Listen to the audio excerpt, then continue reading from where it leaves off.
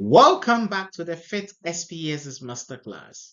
In our previous lesson, we learned how to choose an appropriate statistical test by examining the research question, the variables, and the number of groups involved. Today, we are going to apply that thinking to a real analysis. And our research question is, do male and female students differ significantly in GPA?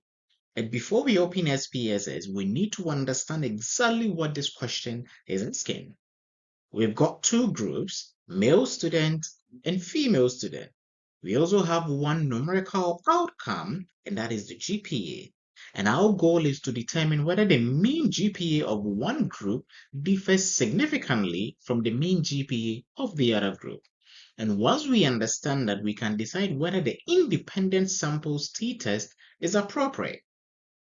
Let us connect this lesson directly to episode 17. The research question is asking about a difference. It is not asking whether gender and GPA are correlated. Gender creates two groups, while GPA is the outcome being measured. The students in the male group are different from the students in the female group. They are not the same people measured twice. And that is why this is not a paired samples t-test. We have two independent groups and one numerical dependent variable. And that points us towards the independent sample t-test. Let us make the purpose of the test very clear. We are not comparing each male student directly with a particular female student. We are comparing the average GPA of the male group with the average GPA of the female group. SPSS will calculate the mean GPA for each group, and it will then help us understand whether the difference between those means is large enough to be considered statistically significant. In simple terms, we are just asking whether the difference we observe is likely to reflect a genuine difference or whether it could reasonably have occurred by chance. And before running any statistical test, we should make sure that the test matches the study design. First, we need two groups. We've got male and female student. Second, the participant must be independent. The students in one group are not the same individuals as those in the other group. Third, the dependent variable should be measured numerically, and our dependent variable is GPA. And finally, we need to consider the assumptions of the test. We have already explored normality in an earlier lesson, and during the live SPSS demonstration, we will also discuss the relevant variance information shown in the output. The important thing at this stage is that our research design meets the basic requirement for the test. Before we move into SPSS, we need to state our hypothesis. The null hypothesis says that there is no statistically significant difference in GPA between male and female students. The alternative hypothesis says that there is a statistical significant difference. So we'll use a significance level of 0.05, and that means the p-value from the analysis will help us decide whether the evidence is strong enough to reject the null hypothesis. But rather than trying to interpret a fictional result on a slide, we are now going to open SPSS and work with the actual data set. And this is the point where the lesson moves from preparation into practical analysis. We have now completed a thinking that should happen before opening the software. We understand the research question, we have identified the grouping variable and the dependent variable. We have confirmed that the two groups are independent, and we have selected the independent samples t-test. We have also stated a null and alternative hypothesis.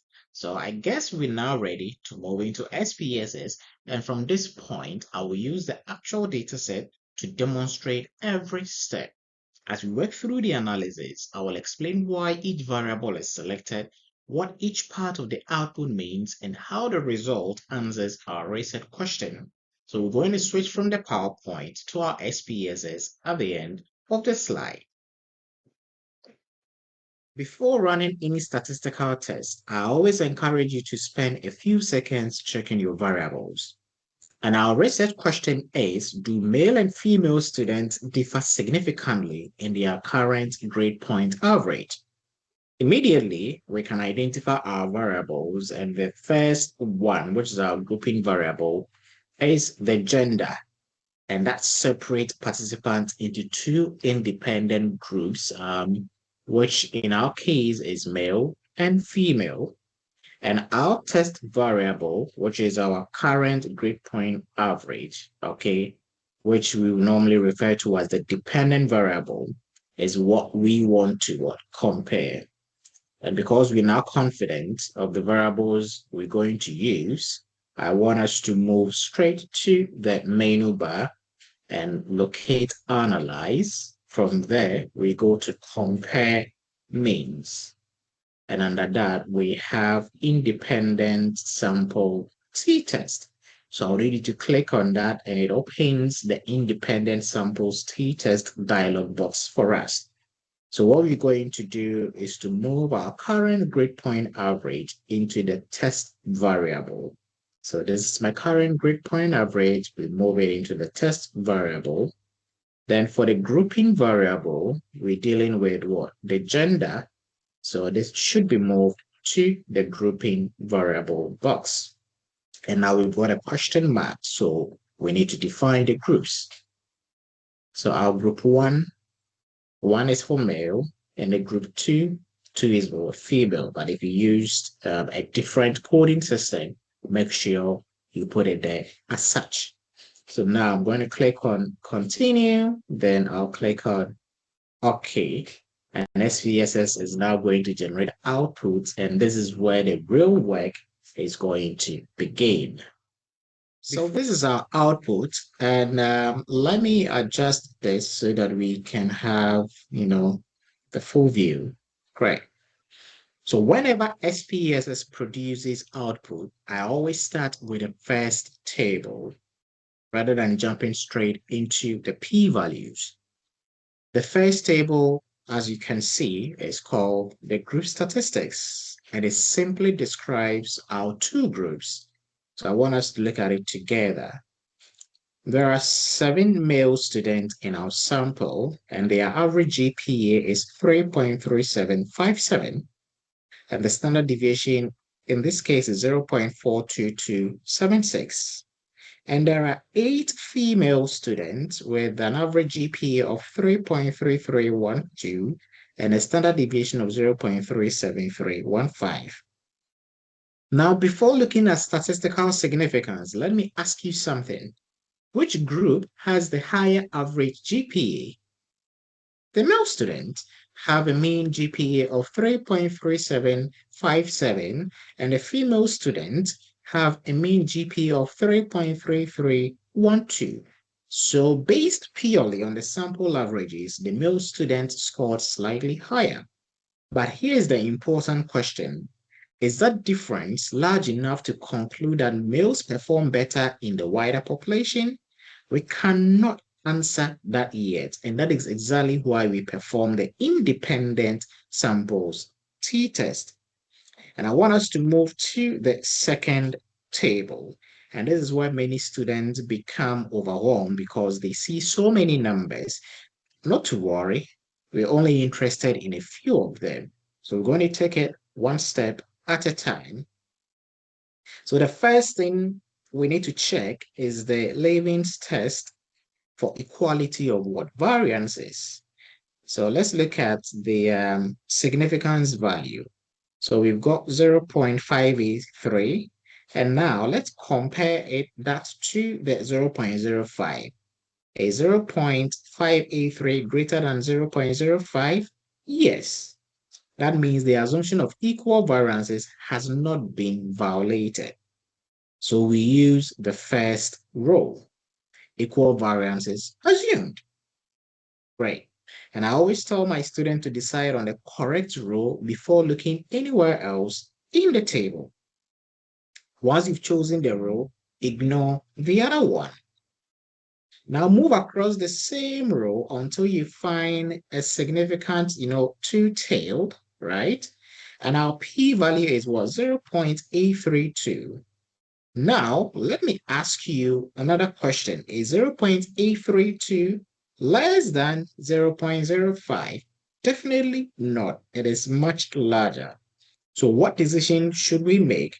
Because our p-value is greater than 0.05, we fail to reject the null hypothesis. Notice the wording. We do not say we accept the null hypothesis. Instead, we say there is insufficient evidence to reject it. And that is the correct statistical language. Now let's return to our original research question. Do male and female students differ significantly in their current grade point average? Our answer is no. And although the male student had a slightly higher average GPA than the female student, that difference is not statistically significant. In other words, the small difference we observed could easily have occurred simply because of random sampling variation. Therefore, based on this sample that we're working with, we do not have sufficient evidence to conclude that male and female students perform differently academically. And this is an important conclusion. So I want you to remember, not statistically significant does not mean the two groups have identical GPAs. It simply means that this study does not provide strong enough evidence to conclude that a genuine difference exists. Now let's identify the remaining values we would normally report. So our t value is what? 0.217. And our degree of freedom, we've got 13, and our p-value is 0.832, which is here. And those are the main statistics that will appear in our research report. So the mean difference of 0.0446, notice how small that difference is. The confidence interval ranges from 0.39922 towards 0.48815. So this is minus 0.3992 to 0.48815. And that is an interesting observation here. Okay. So the confidence interval crosses what? 0. And that also supports our conclusion that there is no statistically significant difference between the two group means. And now I want us to write the result exactly as researchers will report them. So an independent samples t-test was conducted to compare current grade point average scores between male and female students. So for the male student, we have a mean of 3.38 and a standard deviation of 0.42, recorded a slightly higher average GPA than female student with a mean of 3.33 and a standard deviation of 0.37. However, the difference was not statistically significant with a t-value of 13, which is also equal to 0.217, and a p-value of what? 0.832. Therefore, we failed to reject the null hypothesis. And based on this sample, there is no statistically significant difference in current grade point average between male and female students. And that completes our independent samples t-test. Notice that we didn't simply click buttons in SPSS, we followed a logical process. We started with a research question, we identified the variables, we selected the correct test, we examined the descriptive statistics, we checked Levene's test, we interpreted the p-value, we answered the research question, and finally, we reported the findings professionally. And that is exactly how researchers analyze data. And always remember the FITTS philosophy. Don't just learn SPSS. I want you to learn to think like a researcher. Let us bring the lesson together. We did not begin by opening SPSS and clicking through menus. We began by understanding the research question. We identified the two independent groups and the numerical dependent variable. We also confirmed that the independent samples t-test matched the study design. We stated a hypothesis before conducting the analysis. We then moved into SPSS, ran the test using real dataset, and discussed the output as it appeared.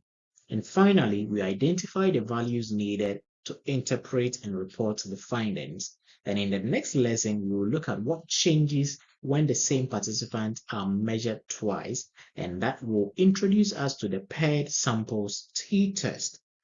I want you to remember this, that we did not prove that males and females have the same GPA. We only found that this study did not provide enough evidence to conclude that a significant difference exists. And that's an important distinction, and it's how responsible researchers interpret statistical evidence. Don't just learn SPSS. I want you to think like a researcher. If you've not subscribed, liked, or followed, kindly do so. I'll see you in the next lesson.